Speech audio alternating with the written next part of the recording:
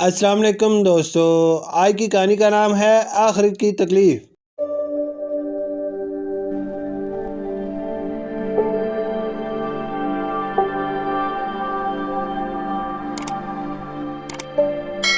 عید کی آمد تھی۔ دونوں صاحبزادیاں اپنے شفیق باپ کے پاس آئیں اور بولی، ابا حضور، عید کا دن قریب آ رہا ہے، ہمارے پاس پہننے کے لیے کوئی نیا جوڑا نہیں ہے، ہمارے پاس جتنے کپڑے ہیں وہ سب خراب اور پیون زدہ ہیں، اس عید پر ہمیں بھی نئے کپڑے بنوا دیں تاکہ ہم بھی اپنی سہیلیوں کے ساتھ عید خوشی سے منا سکیں۔ باپ نے بیٹیوں کی بات سنی، ایک لمحے کے لیے سر جھکا لیا، چاروں طرف خاموشی پھیل گئی تھی۔ مہربان باپ دیر تک سر جھکائے کچھ سوچتا رہا، پھر اپنی بچیوں سے مخاطب ہوا، میری بچیوں، جو کپڑے تم نے پہن رکھے ہیں انہیں دھو لو اور عید کے روز یہی کپڑے پہن لینا۔ نہیں بابا جان، ہمیں نئے کپڑے بنوا کر دیں، عید پر سب نئے کپڑے پہنتے ہیں۔ دونوں صاحبزادیوں کا اصرار بڑھ گیا تھا۔ وہ باپ جس نے کبھی اپنی پیاری اولاد کی کوئی بات رد نہ کی تھی، شفقت بھرے لہجے میں بولا، میری شہزادیوں، عید کا دن اللہ کی عبادت کرنے اور اس کی دی گئی نعمتوں کا شکر بجا لانے کا دن ہے۔ اس دن نئے کپڑے پہننا فرض تو نہیں، لیکن صاحبزادیاں تھیں کہ ضد کیے جا رہی تھیں۔ جب دونوں کی ضد اور اصرار حد سے بڑھ گیا اور باپ نے کوئی جواب نہ دیا تو صاحبزادیوں کی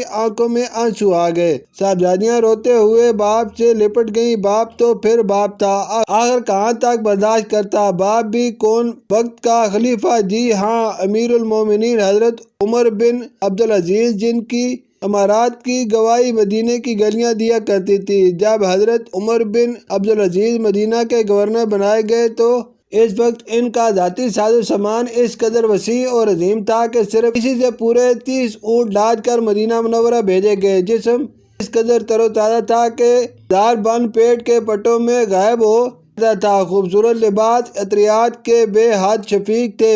نفاست پسندی کا یہ عالم تھا کہ جس کپڑے کو دوسرے لوگ آپ کے جسم پر ایک دفعہ دیکھ لیتے تھے دوبارہ نہیں دیکھتے تھے۔ خوشبو کے لیے خشک اور عنبر استعمال کرتے تھے۔ کہنے والوں نے کہا کہ ہماری سلطنت میں سب سے زیادہ خوش لباس، معطر اور خوش و خرم شخص عمر بن عبدالعزیز تھے۔ آپ جس طرح سے گزرتے گلیاں اور بازار خوشبو میں نہا جاتے، لیکن جس دن خلیفہ اسلام بنائے گئے آپ نے ساری جاگیریں اصل مالکوں کو واپس کر دیں اور فرش و لباس، عطریات، ساز و سامان، محلات، لونڈی و غلام اور سواریوں سب بیچ دیے اور قیمت بیت المال میں داخل کر دی۔ آپ کے پاس صرف ایک جوڑا رہتا تھا، جب وہ میلا ہوتا اسی کو دھو کر پہن لیتے تھے۔ خلیفہ وقت اپنی صاحبزادیوں کے آنسو برداشت نہ کر پائے، دل بھر آیا۔ بیت المال کے نگران کو بلاوا بھیجا گیا۔ خلیفہ کہنے لگے، مجھے 1 ماہ کی پیشگی تنخواہ چاہیے۔ نگران نے عرض کیا، کیا آپ کو یقین ہے کہ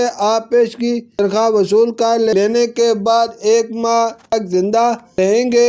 نگران کی بات سن کر خاموش ہو گئے اور پھر اپنی پیاری بیٹیوں سے مخاطب ہوئے، اللہ اور اس کے رسول صلی اللہ علیہ وسلم کی خاطر اپنی خواہشات کو قربان کر دو، کیونکہ ایسے لوگوں سے اللہ راضی ہوتا ہے، بے شک ایسے لوگ ہی جنت کے مستحق ہیں۔ اس طرح یہ بات ختم ہوگی اور آپ ریاست کے امور دیکھنے چلے گئے۔ حکومتی معاملات سے فارغ ہو کر واپس تشریف لائے تو دیکھا کہ آپ کی دونوں شہزادیوں نے منہ پر سختی سے ہاتھ جما رکھے ہیں۔ آپ کے پوچھنے پر معلوم ہوا کہ آج گھر میں کھانے کے لیے کچھ نہ تھا، اس لیے دونوں نے کچے پیاز کھا کر اپنی بھوک مٹائی۔ پیاز کی بو چھپانے کے لیے ہاتھ منہ پر رکھے ہوئے ہیں۔ شفیق باپ کو بچیوں کا احساس تڑپائے بغیر نہ رہ سکا، آنکھیں نم آلودہ ہو گئی۔ فرمایا، میں خلیفہ وقت ہوں، میرے لیے یہ کام مشکل نہیں کہ تمہارا دسترخوان لذیذ کھانوں سے بھر دوں، مگر کیا تم پسند کرو گی کہ ان دنیاوی نعمتوں کے بدلے میں تمہارا باپ دوزخ میں ڈال دیا جائے؟